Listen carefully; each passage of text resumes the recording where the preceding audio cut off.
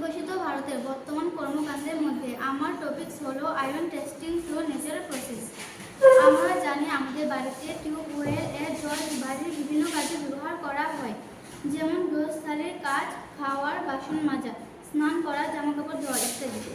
আমার টপিকসে যে উপকরণগুলি লাগবে: দুটি কাচের গ্লাস, কলের জল ও বাজারে কেনা জল এবং পেয়ারা পাতা। কীভাবে করব? দুটি কাচের গ্লাসে আলাদা আলাদা করে একটিতে কলের জল ও অপরটিতে কিনা বোতলের জল দিয়ে ভর্তি করা হলো।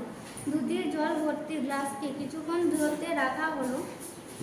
এখন যে গ্লাসে কলের জল রাখা আছে তাতে পেয়ারা পাতা থেতলে ওই জলে মিশিয়ে দেওয়া হলো। উভয় গ্লাসে ও একই রকমভাবে পেয়ারা পাতা থেতলে মিশানো হলো।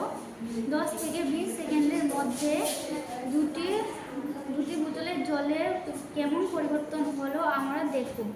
দেখা যাবে কলের জল যুক্ত গ্লাসের জলের রঙের পরিবর্তন হলো এবং হালকা কালচে রং পরিবর্তিত হলো, কিন্তু বোতলের জল যুক্ত গ্লাসের জলের রঙের কোনো পরিবর্তন হলো না। এর থেকে বোঝা গেল যে কলের জলে আয়রন মিশ্রিত রয়েছে, বোতলের জলে আয়রন নেই।